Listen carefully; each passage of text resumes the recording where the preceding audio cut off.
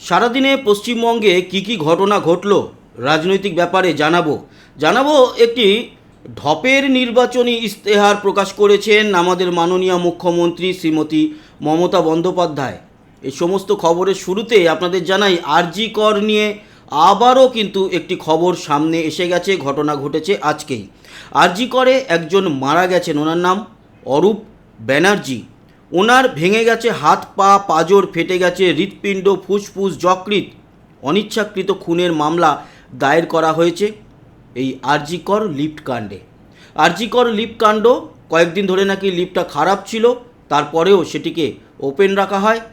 বেশ কিছু জন সেখান থেকে বেরিয়ে আসতে পারলেও এই অরূপ ব্যানার্জি বা অরূপ বন্দ্যোপাধ্যায় ইনি বেরোতে পারেননি। বছর 40 একজন যুবকই বলবো, 40-এর। উনি কিন্তু খুব দুঃখজনকভাবে মারা গেছেন। অনেক খবরাখবর সারাদিন পেয়েছেন সেই বিষয় নিয়ে। শুধু আজকে যেহেতু সারাদিনে কি ঘটনা ঘটেছে সেই খবরাখবর নিয়ে এলাম, তার জন্য এই ইনফরমেশনটা দিয়ে শুরু করলাম। সেকেন্ড, যেটা দিকে নজর ছিল সারা পশ্চিমবঙ্গের, এই যে 60 লক্ষ ঝাড়াই বাছাই, তাদের মধ্যে 22 লক্ষ নাকি ঝাড়াই বাছাই কমপ্লিট হয়ে গেছে এবং শোনা যাচ্ছে সেখান থেকে 10 লক্ষের বেশি নাম বাদ যেতে চলেছে। আর বিচারকরা যারা ঝাড়াই বাছাই করছেন তারা মনে করছেন ঈদের মধ্যে এই নামটা প্রকাশ করা উচিত হবে না। কেন বলুন তো? সন্দেহ আমাদেরও হচ্ছে। তার মানে কি কোনো একটি কমিউনিটির মানুষদের নাম প্রচুর বাদ যেতে চলেছে? তাদের ঈদের আনন্দ মাটি হয়ে যাবে, নাকি তারা ঈদের আনন্দ ছেড়ে চলে আসবে একেবারে রাস্তায় প্রতিবাদে? তার জন্য ভয় পাচ্ছে। অনেক বিচারক বলেছেন যে ওনারা ব্যক্তিগতভাবেও ভয় পাচ্ছেন হুমকির, এবং তাদের সঙ্গে একটা অনভিপ্রেত ঘটনা ঘটে যেতে পারে। তো সেদিকে লক্ষ্য থাকছে সবার। এবং এটুকু বলবো, যেটা ঘটবে সেটা যেন নির্বাচন কমিশন দেখেন, এবং আমাদের রাজ্যপাল আছেন এই মুহূর্তে, এছাড়া পুলিশ কমিশনার, ডিজি সবাই পরিবর্তিত। ওনারা নিশ্চয়ই ঠিকঠাকভাবে এই বিষয়ের উপরে লক্ষ্য রাখবে যাতে কোনো দাঙ্গা হাঙ্গামা আমাদের পশ্চিমবঙ্গে না হয়। 22 লক্ষের মধ্যে 10 লক্ষ নাম বাদ। কে বলছেন? মমতা বন্দ্যোপাধ্যায়। বলছে খবর নিয়ে দেখবেন, আমার কাছে খবর আছে। এবং হ্যাঁ, ঠিকই বলছেন উনি। এছাড়া জানি রাখি, উনি বলেছেন যে রাষ্ট্রপতি শাসনের মধ্যেই ভোট হচ্ছে। কথাটা উনি খারাপ বলেননি, কিন্তু এটা ঘোষিত বা অঘোষিতর ব্যাপার নয়। আমরা ভালো করেই জানি যে ঠুটো ড্যাশ করে রাখা হবে, আর সেটা করছে। এর জন্য আমরা সাধারণ মানুষরা হ্যাপি, আমরা সেটাই চেয়েছিলাম। কিন্তু হ্যাপি নয় এই মুহূর্তে তৃণমূল কংগ্রেসের মুখ্যমন্ত্রী। তিনি আবার কল্যাণ বন্দ্যোপাধ্যায়কে হাইকোর্টে পাঠিয়ে দিয়েছেন জনস্বার্থ মামলার জন্য, এবং মামলা হয়েছে আজকে। কি ব্যাপার? না, জনস্বার্থ মামলা এই কারণে হয়েছে, রাজ্যের এই যে সচিবদেরকে, বড় বড় আধিকারিকদেরকে, পুলিশের বড় বড় মাথাদেরকে নির্বাচন কমিশন সরিয়ে নিচ্ছে, সেটা নাকি আমাদের পশ্চিমবঙ্গের জনস্বার্থ বিরোধী। পশ্চিমবঙ্গের জনস্বার্থ বিরোধী কোনটা আর কোনটা হিতকর সেটা জনতার উপর ছেড়ে দিন না। জনতা তো বুঝে নিয়েছে।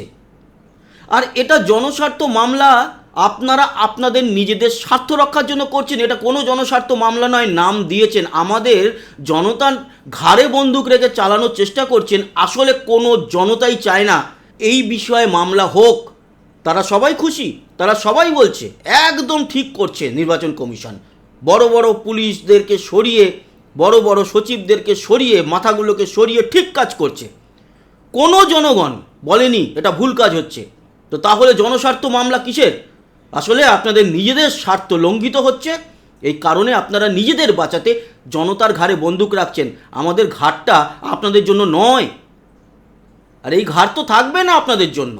জনতার ঘাড় জনতারই জন্য। আর জনতা জানে যে এই ভোট যেটা হতে চলেছে এটা জনতা বনাম মমতার ভোট। তারপর দেখুন না, একজনকেও অন্তত আপনাদের সিসি মানে চটিচাটা ছাড়া সাধারণ মানুষকে জিজ্ঞেস করুন তো যে আপনি কি এই জনস্বার্থ মামলা করতে চান? এই যে রাজ্যের পুলিশদেরকে সরিয়ে দেওয়া হচ্ছে, আমলাদের সরিয়ে দেওয়া হচ্ছে, সচিবদের সরিয়ে দেওয়া হচ্ছে, এই কারণে কোনো একজন নিরপেক্ষ, আমি কোনো দলের কোনো সমর্থনকারী, কোনো মেম্বার তাদের কথা বলছি না, যে কোনো সাধারণ মানুষকে জিজ্ঞেস করুন, সে নিরপেক্ষভাবেও বলবে যে না, আমরা চাই না, ঠিক করছে নির্বাচন কমিশন, আমরা তো এটাই চেয়েছিলাম। বলছে বকলমে বা ঘোষিত রাষ্ট্রপতি শাসন জারি হয়ে গেছে। হ্যাঁ, হয়েছে, সাধারণ মানুষ সেটাই চায়। তাও তো এটা অঘোষিত, প্রায় এটা ঘোষিত নয়, সাধারণ মানুষ চায় ঘোষিত হোক। কিন্তু ওই যে আমাদের কেন্দ্রীয় নেতৃত্ব যারা আছেন ওনারা চান না।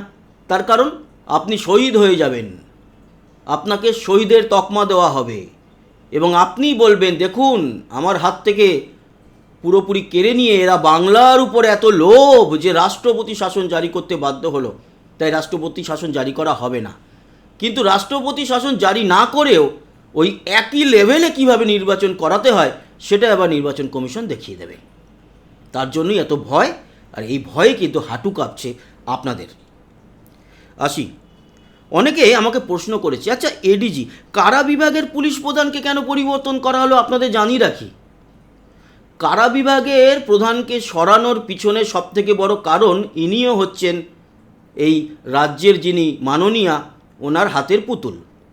এবার এই নির্বাচন কমিশন নতুন যে পুলিশ কমিশনার ডিজিপি এসছেন, এনাদের নির্দেশ দেবে যাদের ক্রিমিনাল ব্যাকগ্রাউন্ড আছে তাদের সবাইকে অ্যারেস্ট করে একেবারে জেলে ভরো, আর জেলের থাকবে ততদিন যতদিন না ভোটের সম্পূর্ণ প্রক্রিয়া সম্পূর্ণ হচ্ছে। এবার যদি এই কারা বিভাগে ওনারই লোক থাকে তাহলে তারা একেবারে জেলের ভিতর থেকে অপারেট করবে। ইভেন এটুকুও জেনে রাখুন, এই ভোটের আগেই বড় লেভেলের কোনো মাথা বা 2-3 জন মাথা যদি ঢোকে এবং কারা বিভাগে যদি তারই হাতের লোক থাকে, তারা তো মোবাইল, ল্যাপটপ, ইন্টারনেট সমস্ত জেলের ভিতরেই পাবে, সেখান থেকে কন্ট্রোল করবে সমস্ত কিছু। তার জন্য কারা বিভাগের প্রধানকেও পরিবর্তন করা হয়েছে। এবার করে দেখাও। আর এটুকুও জানি রাখি আপনাদেরকে, কারা বিভাগের প্রধান চেঞ্জ হওয়ার পরে একেবারে রুলস জারি হয়ে গেছে, প্রতিটা জেলে একেবারে খানা তল্লাশি চলছে, সেলের ভিতরে ভিতরে কোথায় কে পেছনে সিম কার্ড ভরে রেখেছে সব একেবারে খুঁজে বার করা হচ্ছে। পটি করতে যাওয়ার সময়ও চেকিং, পটি করে বেরোনোর সময়ও চেকিং। আরও অনেক ঘটনা ঘটছে। আপনাদের যদি কেউ কোনো পরিচিত বা অপরিচিত কেউ থাকে, যদি আপনার সঙ্গে কখনো কোনো লেভেলে কথা হয়, একবার জিজ্ঞেস করে নেবেন যে কি চলছে এই মুহূর্তে জেলের ভিতরে। আর জেল আগামী এই যতদিন না ভোট কমপ্লিট হচ্ছে ততদিন সত্যিকারের জেলের মতোই থাকবে। এতদিন তো অনেকের বড় বড় মাথাদের কাছে ওটা জেল নয়, 5 স্টার হোটেল ছিল। এবার জেলকে জেলের মতোই রাখতে হবে, রাখছে। তার জন্যই এই কারা বিভাগের প্রধানকে চেঞ্জ। আর একটি খবর জানাই, নোয়াপাড়ার এমএলএ ছিলেন এতদিন তৃণমূলের মঞ্জু বসু, তিনি দল ছেড়ে দিলেন। ওনাকে অবশ্য নোয়াপাড়ায় দাঁড় করানো হয়নি, কিন্তু দল ছেড়েছেন রাগে দুঃখে অপমানে। কয়েকদিন আগেই এই যে মেট্রো চ্যানেলে একটা ধর্ণা মঞ্চ চলছিল, সেখানেই মঞ্জু বসু এসেছিলেন। উনি মমতা বন্দ্যোপাধ্যায়ের দিকে এগিয়ে গিয়েছিলেন, বলেছিলেন যে আমি প্রণাম করতে এসেছি। কিন্তু এমনভাবে তাড়িয়ে দেওয়া হয় ওনাকে এবং মঞ্চে বসতে দেওয়া হয় না, তারপর ডেকে বলে একে বার কর। রাগে দুঃখে অপমানে তিনি দল শুধু ছাড়েননি, তিনি রাজনীতি ছেড়েছেন।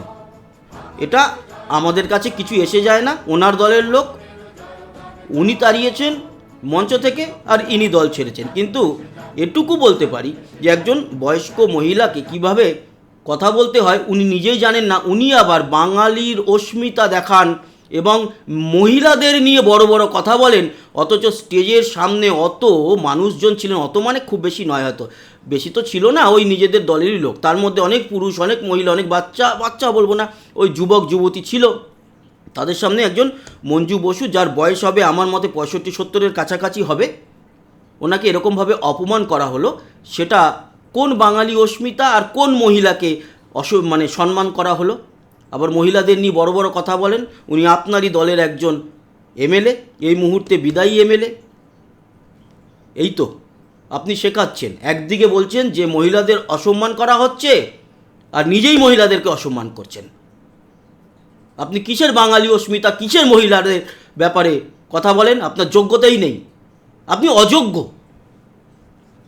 মিথ্যার ফুলঝুরি এই নির্বাচন ইস্তেহারে প্রথমে কি বলেছে, 2 কোটি চাকরি নাকি দিয়েছেন গত 5 বছরে। আরে পশ্চিমবঙ্গে 10 কোটির মধ্যে 2 কোটি চাকরি আপনি গত 5 বছরে দিয়ে দিয়েছেন। তাহলে এই বেকার ভাতাগুলো কাদের দিচ্ছেন? নাকি বেকার ভাতা গুলোকে আবার অন্য বকলমে নিজেদেরই অ্যাকাউন্টে ঢোকাচ্ছেন, টিএমসির সমস্ত ওই চটিচাটাদের অ্যাকাউন্টে। 2,26,000 চাকরি চলে গেছে রাস্তাতে ধর্না, আর 2 কোটি চাকরি দিলে তো আপনার চিন্তাই ছিল না, এই মিথ্যা কথাগুলো বলতে হতো না। 2 কোটি চাকরি কোথায় দিয়েছেন? পুলিশে নেই, কোনো জায়গা নেই। যেখানে ভারতবর্ষের অন্যান্য রাজ্যে 1 লক্ষ মানুষের পিছনে 100 কতজন পুলিশ থাকে, এখানে নাকি 100 জনের নিচে। ওখানে যদি 140 জন হয়, এখানে পশ্চিমবঙ্গে 90-এর নিচে। দিয়েছেন ওই বেকার ভাতা, ওগুলোকে আপনি চাকরি মনে করছেন? ওগুলো চাকরি? প্যারা টিচারদেরকে মেরে তাড়িয়ে দেন, তাদেরকে পার্মানেন্ট করেছেন, তাও বলতাম হ্যাঁ চাকরি দিয়েছেন। মিথ্যা কথা। 2 কোটি চাকরি দিয়েছেন, 26,000 চাকরি চলে গেছে, আরও অপেক্ষা করছে 36,000। 2 কোটি যদি চাকরি আপনি দিতেন, আপনার দলের লোক কত হাজার কোটি টাকা আরও মারতে জানেন? 2 কোটি চাকরি দিয়েছে নাকি? 1 কোটি বেকারদের ভাতা দেওয়া হচ্ছে উনি বলেছেন, অথচ পাচ্ছে নাকি 10,000, তাদেরও আবার মেসেজ আসছে কিন্তু টাকা আসছে না। মিথ্যা কথা। 1 কোটি বেকারদেরকে নাকি ভাতা দেওয়া হয়েছে, 80 লক্ষ নাকি ফর্ম জমা পড়েছে, 1 কোটি বেকারদের উনি ভাতা দিচ্ছেন। কাদের মিথ্যা বলছেন? আপনার দলের চটিচাটাদের। তাদের কিছু না বললেও হবে, তারা এমনিই আপনাকে ভোট দেবে। চটিচাটারা তারা জানে ইট বালি চুন সুরকি এগুলো সাপ্লাই না করলে আমি খাবো কি? আমি তো বিড়ি খেতাম, এখন 555 খাচ্ছি। মিথ্যা কথা। এবার বলছেন দুয়ারে চিকিৎসা দেবে, জানি তো দেবে, দিতে হবে কতগুলো। আবারও আপনি ওই বেকারদেরকে ধরে আনবেন, তাদেরকে ডিসপেন্সারিতে ওই ওষুধের কি বলে, জ্বর হলে প্যারাসিটামল 650, চুলকানি হলে এইটা, পেটের ব্যথা হলে ওই ব্যালারগান বা ওই কি হয়, সর্দি হলে সেটজিন, এরকম কয়েকটা জিনিস শিখিয়ে তাদের বাড়ি বাড়ি পাঠাবেন। কার সর্দি হয়েছে দেখো দুয়ারে চিকিৎসা দিচ্ছি। কারণ হাসপাতালে আমি চিকিৎসা দিতে পারবো না, হাসপাতালে চিকিৎসা দেওয়ার ক্ষমতা নেই। আমি সব বেচে দিয়েছি, সব খেয়ে নিয়েছি, আমার দলের লোকজন সব খেয়ে নিয়েছে। অতএব ওই দুয়ারেই প্যারাসিটামল আর সেটজিন দিয়ে পাঠাতে হবে। এই হচ্ছে পরিস্থিতি, তার জন্য দুয়ারে চিকিৎসা দিতে হচ্ছে। আরে দুয়ারে চিকিৎসা, ভালো মতো সরকারি হাসপাতালে চিকিৎসা দিন, তারপর দুয়ারে চিকিৎসা নিয়ে ভাববেন। আগে তো ওই দুয়ারে চিকিৎসা পরে, আগে তো ওইখান থেকে যাদের চোখ চুরি হচ্ছে, এবার কি দুয়ারে এসে এসে চোখ খুলে নিয়ে যাবেন, না হৃৎপিণ্ড কিডনি ফিডনি খুলে নিয়ে যাবেন? তার জন্য দুয়ারে চিকিৎসা। কারণ এবার মানুষের ঘরে ঘরে ঢুকে গিয়ে তার মানে কিডনি ফিডনি বার করার প্ল্যান করছেন, সেটাই তো দুয়ারে চিকিৎসা দেবে। আর উনি নাকি বলেছেন দেশ উদ্ধার করা ওনার প্রায়োরিটি। পশ্চিমবঙ্গকে একেবারে অবনমনে অবতলে পাঠিয়ে উনি প্রায়োরিটি দেবেন দেশ উদ্ধার। মানে কি, পশ্চিমবঙ্গ লুটে নিয়েছি, এবার ভারতবর্ষকে লুটব। আর নয়, অনেক হয়েছে, আর নয়। এবার মানে মানে কেটে পড়ুন, আপনাকে দেশ উদ্ধার করার দরকার নেই। আপনি আবার এই ভারতের যে স্বাধীনতা সংগ্রামী সবাই পশ্চিমবঙ্গের এইসব বলেন তো, মানায় না। নেতাজি সুভাষচন্দ্র বোস কোথায় আর আপনি কোথায়, সেটা জনতা মেপে নিয়েছে। মাতঙ্গিনী হাজরা কোথায় আর মমতা বন্দ্যোপাধ্যায় কোথায়, সবাই জানে। অতএব বাঙালি যারা ছিলেন স্বাধীনতা সংগ্রামী, তাদের সঙ্গে নিজের তুলনা কেন? দূর দূর পর্যন্ত ছায়ার কাছেও যাবেন না, আরও গালাগালি খাবেন। ওসব রেখে দিয়ে আপনি ওই বুদ্ধদেব ভট্টাচার্য কেমন ছিল, জ্যোতি বসু কেমন ছিল, তাদের সঙ্গে নিজের তুলনা করুন। তাও তো এখন মনে হয়, আমি কোনোদিন সিপিএমকে পছন্দ করি না, কিন্তু এখন মনে হয় ফার ফার বেটার ছিল। তো বন্ধুরা, এই ছিল আজকের এই সমস্ত আলোচনা। আশা করি অনেক মানুষের ভালো লাগেনি, আর যাদের ঠিকঠাক লেগেছে অবশ্যই কমেন্ট বক্সে কমেন্টস করে জানাবেন, আর চ্যানেলটি সাবস্ক্রাইব করে রাখবেন। ভালো থাকবেন, সুস্থ থাকবেন। আর ওই চটি চাটাগুলো কমেন্টস করতে আসবে, তাদের জন্য আপনারা একেবারে তৈরি থাকবেন, একটাকেও ছাড়বেন না। এই দায়িত্ব আপনাদের। আবার দেখা হচ্ছে, টাটা।